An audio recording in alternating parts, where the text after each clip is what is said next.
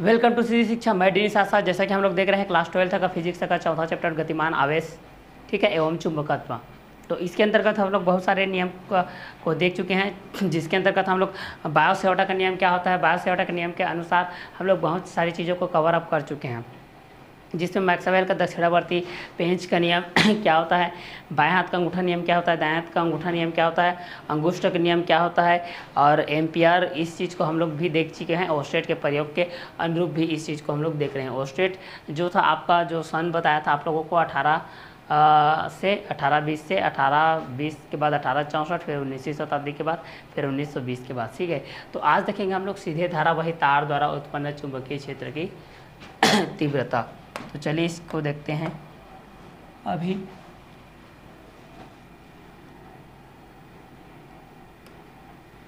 सीधे धारावाही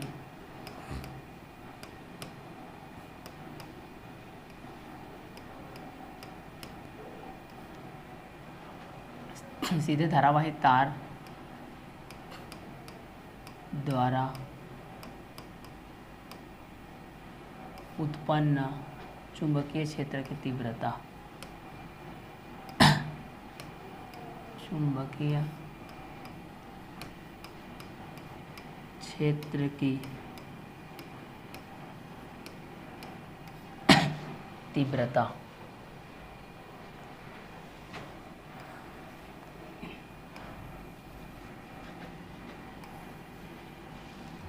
चलिए, तो माना कि अनंत लंबाई का,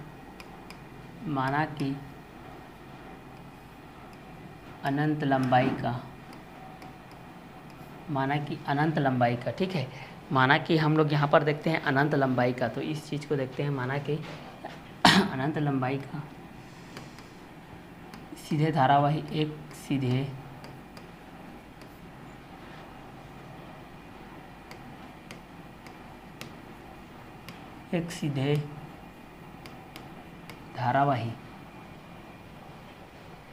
एक सीधे धारावाही तार द्वारा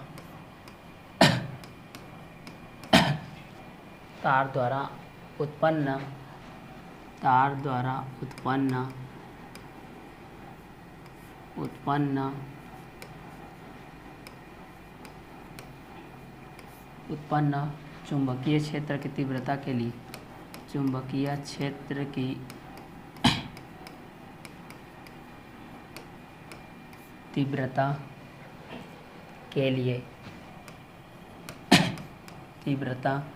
के लिए एक अनंत लंबाई का एक्स वाई तार लेते हैं। एक अनंत लंबाई का एक्स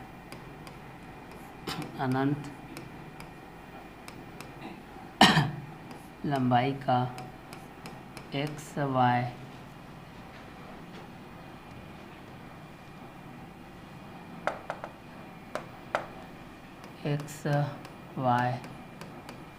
तार लेते हैं,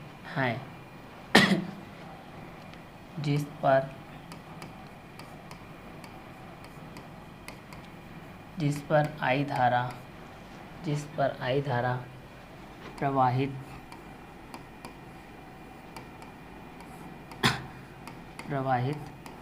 हो रही है।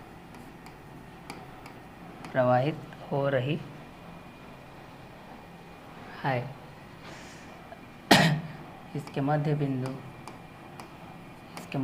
O से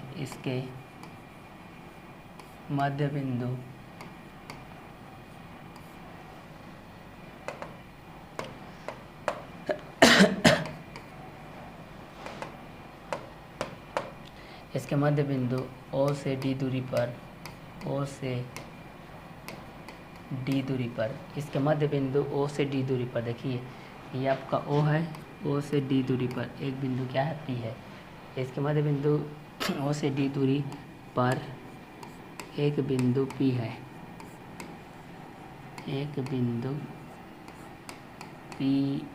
है, जिस पर चुंबकीय क्षेत्र की तीव्रता ज्ञात करनी है, जिस पर जिस पर चुंबकीय क्षेत्र की तीव्रता ज्ञात करनी है।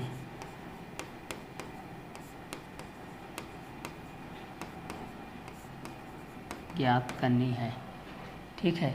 बिंदु O से x दूरी पर बिंदु O से x दूरी पर एक बिंदु A है। बिंदु O से x दूरी पर बिंदु A है।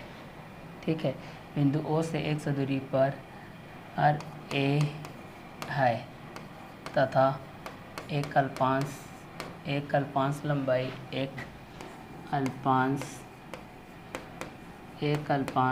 AB की लंबाई AB बराबर DL है तथा AC लंब है BB पर। ठीक है।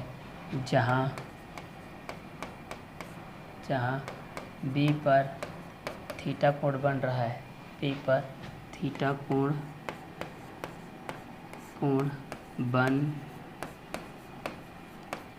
बन रहा है, तब हम जानते हैं कि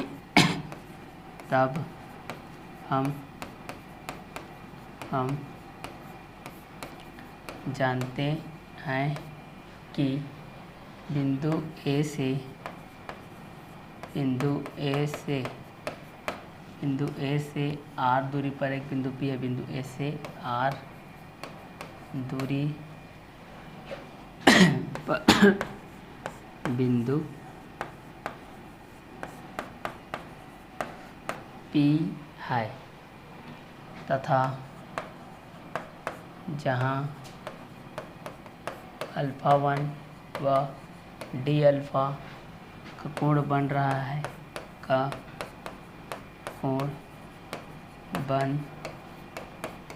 है। ये आपका α1 और d आपका बन रहा है। ठीक है। और OPX पर तथा OPX पर α2 एंगल बन रहा है, कोण बन रहा है, तब हम सीधे धारावाही तार के लिए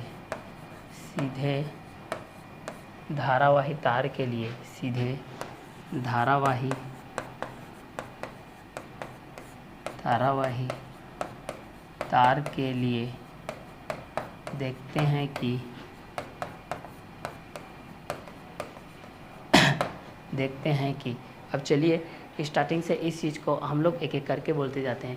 तो सीधे धारावाही तार के द्वारा, ये सीधे धारावाही तार के लिए आपको व्यंजक तो व्युत्पन्न करना ही है, तो इसको सिद्धांत के रूप में तो आपको लिखना ही पड़ेगा, या व्यंजक के रूप में इस तरीके से आप लोग कर सकते हो। माना कि अनंत लंबाई के एक सीधे धारावाही तार द्वारा, ठीक है, यहाँ पर डायग्राम में आप लोग देख ही रहे हैं, डायग्राम में आपका x और y एक अनंत लंबाई के एक सीधे धारावाही तार है। ठीक है। तो माना कि अनंत लंबाई का एक सीधे धारावाही तार द्वारा उत्पन्न चुंबकीय क्षेत्र की तीव्रता के लिए एक अनंत लंबाई का एक सवाई तार लेते हैं। एक अनंत लंबाई का हम लोग एक सवाई तार लेते हैं जिस पर I धारा प्रवाहित हो रही है। जिस पर क्या धारा प्रवाहित हो रही है? जिस पर I धारा प्रवाहित हो रही है। इसके मध्य बिंदु O से D दूरी पर, कितने दूरी पर? D दूरी पर। तो इसके मध्य बिंदु O से D दूरी पर एक बिंदु P है। इसके मध्य बिंदु O से D दूरी पर एक बिंदु क्या है? P है, जिस पर चुंबकीय क्षेत्र की तीव्रता ज्ञात करनी है। जिस पर चुंबकीय क्षेत्र की क्या ज्ञात करनी है? तीव्रता ज्ञात करनी है। बिंदु O से x दूरी पर A है तथा A एक अल्पांश AB, A और B की लेंथ है आपकी DL तथा AC लंब है, देखिए किस पर? BP पर, जहाँ पर B पर थीटा कोण बन रहा है। तब हम जानते हैं कि बिंदु A से R दूरी पर, बिंदु A से ये देखिए R दूरी पर एक बिंदु P है जहाँ α1 व D का कोण बन रहा है तथा OPX पी एक्स पर अल्फ़ा टू कोण बन रहा है, तब हम सीधे धारावाही तार के लिए देखते हैं कि उस पर उत्पन्न चुंबकीय क्षेत्र तीव्रता किस तरीके से होती है। तब हम लोग जानते हैं बायो-सैवर्ट के नियमानुसार एक चीज़ जानते हैं कि बायो-सैवर्ट के अनुसार जो भी सीधे धारावाही तार में बहने वाली धारा के क्या होती है, आई अनुक्रमण अनुपात होती है। तब उसके लिए हम लोग एक व्यंजक व्युत्पन्न किए थे, उस व्यंजक के लिए हम लोग यहाँ पर देखते हैं। ठीक है, तो चलिए उस व्यंजक के लिए हम लोग यहाँ पर गणना करते हैं। तो इसके लिए यहाँ पर आपका ये जो डायग्राम है, इस डायग्राम को आप लोग एक बार अच्छे से रिव्यू कर लीजिए, उसके बाद हम लोग आगे चलेंगे। इसको एक बार मैं और रिपीट कर देता हूँ। यहाँ पर बोला है कि माना कि अनंत लंबाई के एक सीधे धारावाही तार द्वारा, ठीक है, क्या तार है बोलने से आप लोगों को ये तो थ्योरिकल चीज़, सिद्धांत इसका अच्छे से समझ में आना ही चाहिए। तो क्या बोल रहा है कि माना कि अनंत लंबाई का एक सीधे धारावाही तार द्वारा उत्पन्न चुंबकीय क्षेत्र की तीव्रता के लिए एक अनंत लंबाई का एक्स वाई तार लेते हैं जिस पर आई धारा प्रवाहित हो रही है, जिस पर आई धारा प्रवाहित हो रही है। इसके मध्य बिंदु O से D दूरी पर, इसके मध्य बिंदु O से D दूरी पर एक बिंदु P है जिस पर चुंबकीय क्षेत्र की तीव्रता ज्ञात करनी है, जिस पर चुंबकीय क्षेत्र की तीव्रता ज्ञात करनी है। बिंदु O से x दूरी पर A है, बिंदु O से x दूरी पर क्या है, A है, तथा A का अल्पांश AB इक्वल टू DL है, तथा AC लंब है BP पर, जहाँ पर B पर थीटा कोण बन रहा है। तब हम जानते हैं कि बिंदु A से R दूरी पर बिंदु P है जहाँ अल्फ़ा 1 और D अल्फ़ा का कोण बन रहा है, तथा OPX पर अल्फ़ा 2 कोण बन रहा है। तथा हम सीधे धारावाही तार के लिए इस चीज़ को देखेंगे। तो बायो-सैवर्ट के नियमानुसार इस चीज़ को हम लोग चलिए सॉल्व करते हैं। तो बायो-सैवर्ट के नियमानुसार हम लोग जानते हैं, देखिए यहाँ पर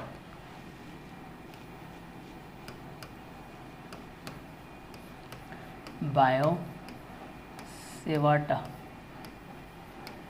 के नियम से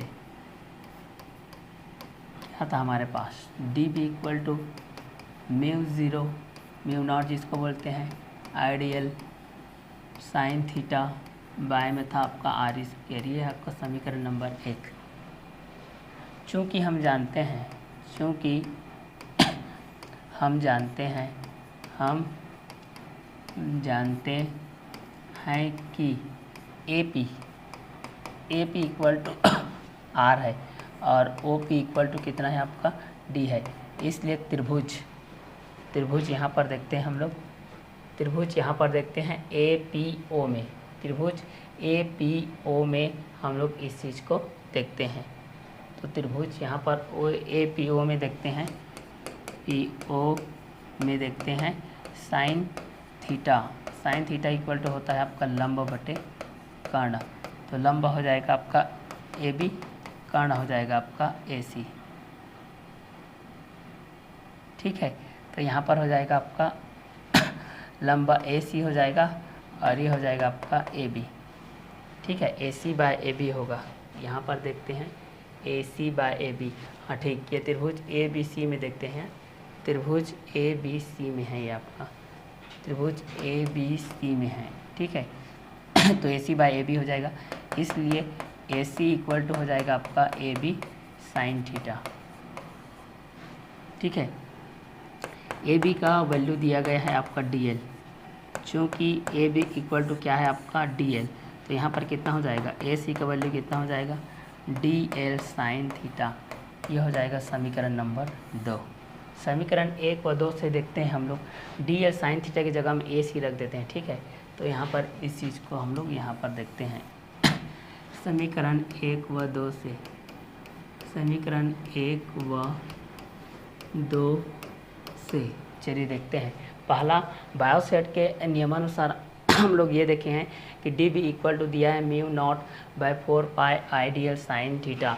मतलब बायो-सैवर्ट के नियमानुसार हम लोग एक चीज़ देखे थे कि उस पर बहने वाली धारा के आई के क्या होती है, आई के अनुक्रमण अनुपात होती है तथा उसके अल्पांश लंबाई के भी अनुक्रमण अनुपात होती है तथा अल्पांश लंबाई और बहने वाली धारा के बीच बनने वाली थीटा जी के भी अनुक्रमण अनुपात होती है और उनके बीच की दूरी के वर्ग के व्युत्क्रमण अनुपात होती है। तो μ0/4 pi ideal sine theta by r square ये आया था। ठीक है, तो यहाँ पर देखते हैं समीकरण 1 व 2 से, तो डी बी इक्वल टू कितना हो जाएगा, यहाँ पर μ0/4 पाई आई हो जाएगा, डी एल साइन थीटा की जगह में हो जाएगा AC बाय में हो जाएगा आपका आर स्क्वायर। इसको मान लेते हैं इक्वेशन नंबर 3। ठीक है, अब चूंकि हम जानते हैं, डायग्राम में देखते हैं, चूँकि यहाँ पर जानते हैं कोण बराबर होता है चाप बटे त्रिज्या। चूँकि हम जानते हैं कोण बराबर होता है चूँकि कोण बराबर आपका होता है चाप बटे त्रिज्या, तो चाप है आपका AC बटे आर और कोण है आपका D alpha, AC by R हो जाएगा। तो कितना हो जाएगा, इसलिए AC का वैल्यू हो जाएगा R into D alpha, R into D alpha हो जाएगा। ठीक है, अब चलिए इस वैल्यू को रखते हैं, AC के वैल्यू को समीकरण 3 में रखते हैं। AC का मान समीकरण नंबर 3 में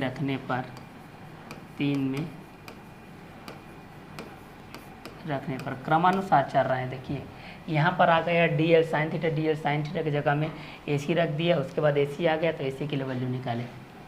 तो यहाँ पर हो जाएगा DB equal to mu naught by 4 pi into I, इसके जगह हो जाएगा R डी अल्फ़ा बाय में हो जाएगा आर स्क्वायर, ये कटेगा तो DB इक्वल टू हो जाएगा mu naught by 4 pi into I by R हो जाएगा, ये हो जाएगा डी अल्फ़ा, ये हो जाएगी क्वेश्चन नंबर 4। ठीक है, अब त्रिभुज OPB में हम लोग देखते हैं कॉस अल्फ़ा इक्वल टू, ठीक है, कॉस अल्फ़ा इक्वल टू देखते हैं डी बाय आर।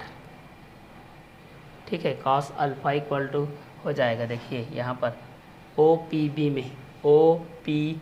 में कॉस अल्फ़ा बराबर हो जाएगा, कितना हो जाएगा, डी बाय आर हो जाएगा। ठीक है, डी बाय आधार बटे कर्ण, तो डी बाय आर हो जाएगा। तो चलिए कॉस अल्फ़ा बराबर हो जाएगा आपका डी बाय आर। तो यहाँ पर आर का वैल्यू निकालते हैं, तो आर इंटू कॉस अल्फ़ा हो जाएगा बराबर डी, तो आर का वैल्यू हो जाएगा डी बाय कॉस अल्फ़ा। चलिए अब यहाँ से आर का मान रखने पर, ठीक है, समीकरण नंबर 4 में, ये आपका समीकरण 4 हो गया। यहाँ से इस समीकरण 4 में हम लोग रखते हैं आर के मान को। अच्छा देखिए, इस समीकरण में हम लोग किसका मान को रखते हैं, 4 को रखते हैं। तो यहाँ पर क्या हो जाएगा, इस चीज़ को यहाँ पर देखते हैं। चलिए तो समीकरण 4 में रखते हैं, समीकरण 4 में आर का मान रखने पर, समीकरण 4 में आर का मान रखने पर समीकरण 4 था DB equal to mu naught by 4 pi I R D alpha, I R D alpha था। तो इसमें रख देते हैं, तो ये हो जाएगा DB equal to mu naught by 4 pi into I D alpha है। आर का मान रख देते हैं भाई, आर का मान कितना आया है यहाँ पर, आर का मान आया है D by cos alpha, D by आया है कॉस अल्फ़ा। तो यहाँ पर हो जाएगा DB equal to mu naught by 4 pi into I D L by D हो जाएगा इंटू कॉस अल्फ़ा हो जाएगा, डी से कटेगा। तो ये हो जाएगा आपका DB इक्वल टू हो जाएगा mu naught by 4 pi into यहाँ पर क्या हो जाएगा, कॉस अल्फ़ा हो जाएगा आई, और यहाँ पर हो जाएगा कॉस अल्फ़ा, क्लियर, और डी अल्फ़ा हो जाएगा, आई बाय डी हो जाएगा, ये आई बाय डी हो जाएगा कॉस अल्फ़ा, और ये हो जाएगा आपका डी अल्फ़ा, ये आपका नहीं कटेगा।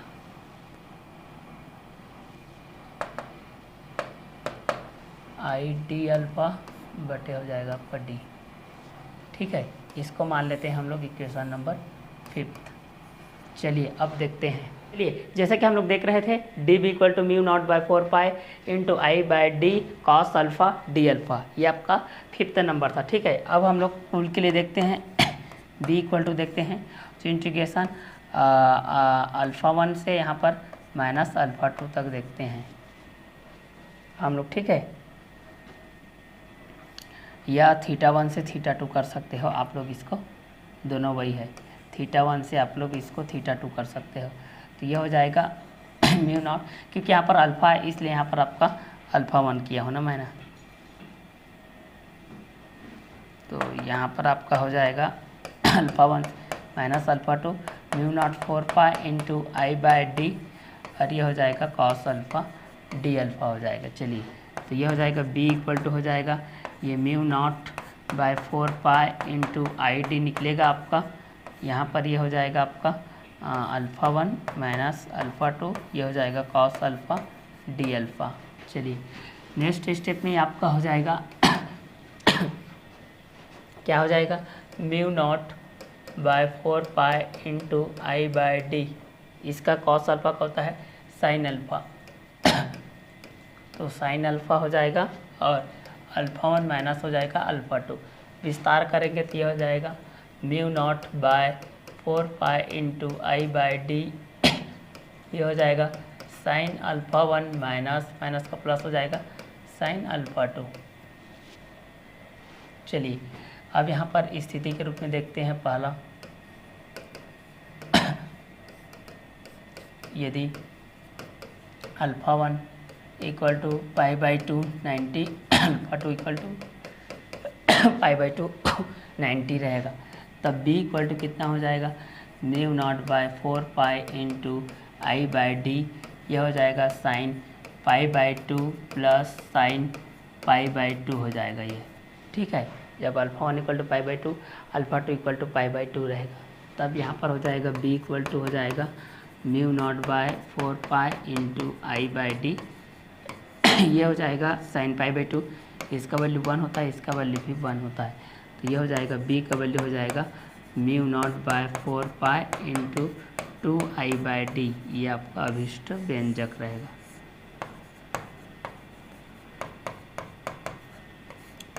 ये आपका सीधे धारावाही चालक के लिए अभिष्ट व्यंजक रहेगा।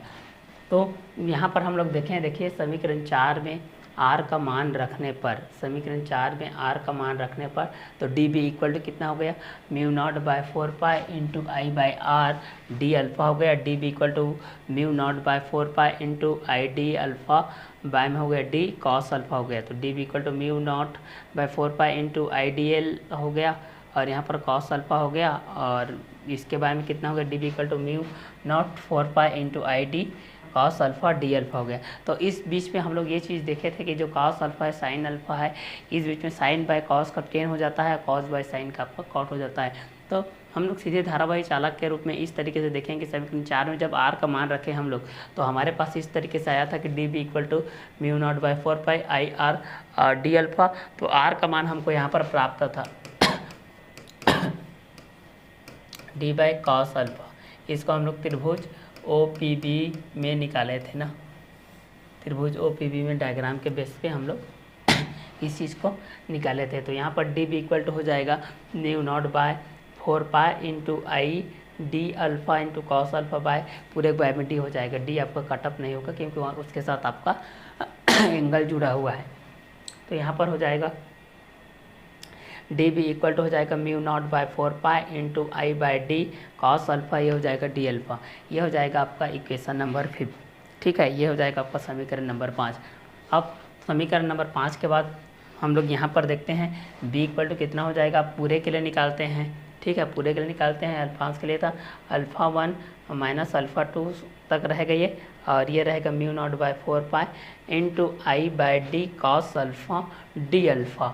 तो यहाँ पर हो जाएगा b equal to mu naught by 4π into I/d, integration α1 से यहाँ पर माइनस α2 तक है, cos अल्फ़ा d अल्फ़ा तक है। अब इसको हम लोग विस्तार पूर्वक लिखेंगे, तो विस्तार पूर्वक हम लोग लिखेंगे तो इस तरीके से हो जाएगा mu naught by 4π into I/d sine alpha α1 से माइनस α2 हो जाएगा, क्योंकि cos अल्फ़ा का समाकलन आपका साइन अल्फ़ा होता है, जैसे कि साइन cos थीटा का साइन थीटा होता है ना, इस तरीके से आपका। ठीक है, तो आगे हम लोग देखते हैं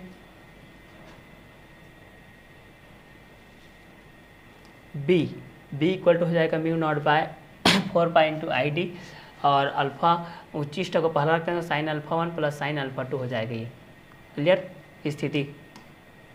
यदि अल्फा 1 इक्वल टू π/2 है और अल्फा इक्वल टू भी आपका π/2 है, तब b इक्वल टू कितना हो जाएगा, μ0/4π into I/d sine π/2 plus sine π/2, ये हो जाएगा। ठीक है, अगर इस चीज़ को हम लोग करेंगे तो ये हो जाएगा μ0/4π into I/d sine π/2 plus sine π/2 equal to हो जाएगा b इक्वल टू हो जाएगा μ0/4π इंटू I/d 1 + 1 इक्वल टू हो जाएगा आपका 2। तो ये हो जाएगा आपका b इक्वल टू हो जाएगा आपका μ0/4π इंटू 2I/d, ये रहेगा अभिष्ट आपका व्यंजक। ठीक है, ये अभिष्ट आपका व्यंजक इसके लिए देखे थे, सीधे धारावाही तार द्वारा उत्पन्न चुंबकीय क्षेत्र की तीव्रता के लिए देखे थे, जब हमारे पास आपका इस तरीके से डायग्राम के रूप में ये आया था। ठीक है, तो ये था आपका अभिष्ट व्यंजक जब हम लोग सीधे धारावाही चालक के रूप में देखे थे। तो ठीक है, इसके बाद का जो कंटेंट है आपका धारावाही वृत्ताकार कुंडलीकरण चुंबकीय क्षेत्र। तो एक तार को वृत्त के रूप में मोड़कर एक तार को वृत्त के रूप में मोड़कर एक तार को वृत्त के रूप में मोड़कर एक क्षैतिज गत्ते में बने दो छिद्रों में से इस प्रकार गुजारते हैं कि उसका केंद्र गत्ते पर रहे, उसका केंद्र कहाँ पर रहे, गत्ते पर रहे। जब इस वृत्तीय कुंडली में धारा प्रवाहित करके क्षेत्र रेखाएं हम लोग खींचते हैं, इस पर हम लोग क्या करते हैं, क्षेत्र रेखाएं खींचते हैं, तो हम पाते हैं कि तार के पास ये क्षेत्र रेखाएं सकेंद्री वृत्तों के रूप में होती है, किंतु दूर हटने पर इनकी वक्रता कम होने लगती है। कुंडली के केंद्र पर ये क्षेत्र रेखाएं कुंडली के केंद्र पर ये क्षेत्र रेखाएं लगभग समांतर होती है, समांतर होती है। अतः जब हम लोग कुंडली के केंद्र पर चुंबकीय क्षेत्र एक समान होता है, केंद्र पर चुंबकीय क्षेत्र आपका एक समान होता है, तो यह चुंबकीय क्षेत्र कुंडली के तल के लंबवत होता है। इस चीज़ को हम लोग धारावाही वृत्ताकार कुंडलीकरण चुंबकीय क्षेत्र की तीव्रता के अंतर्गत देखेंगे, जो कि मोस्ट इंपॉर्टेंट क्वेश्चन के अंतर्गत आता है। थ्योरिकल चीज़ में हम लोग देखें कि एक तार को वृत्त के रूप में मोड़कर एक क्षैतिज गत्ते में बने दो छिद्रों में से इस प्रकार गुजारते हैं कि उसका केंद्र गत्ते पर रहे। और जब इस वृत्तीय कुंडली में धारा प्रवाहित करके हम क्षेत्र रेखाएँ खींचते हैं, तो ये हम पाते हैं कि तार के पास ये क्षेत्र रेखाएँ सकेंद्री वृत्तों के रूप में होती है, किंतु दूर हटने पर इनकी वक्रता कम होने लगती है, जिसको हम लोग कुंडली के केंद्र पर स्थित क्षेत्र रेखाएं लगभग समांतर होती है। अतः कुंडली के केंद्र पर चुंबकीय क्षेत्र एक समान होता है, और इसी एक समान से हम लोग यह चुंबकीय क्षेत्र की कुंडली के तल के लंबवत होता है। इसको हम लोग आगे देखते हैं। तो धारावाही वृत्तीय कुंडली के कारण ये चुंबकीय क्षेत्र रहेगा। ठीक है, तो नेक्स्ट वीडियो लेक्चर में हम लोग देखेंगे धारावाही वृत्ताकार कुंडली के कारण चुंबकीय क्षेत्र की तीव्रता, उसके पश्चात एम्पियर के परिपथीय नियम के बाद टोराइड के क्षेत्र के लिए अनुकूल दृष्टियां हम लोग देखेंगे। तो आज का क्लास हम लोग यही ओवर करते हैं। नेक्स्ट वीडियो लेक्चर में मिलते हैं नेक्स्ट वीडियो के साथ। Okay, bye, have a nice day.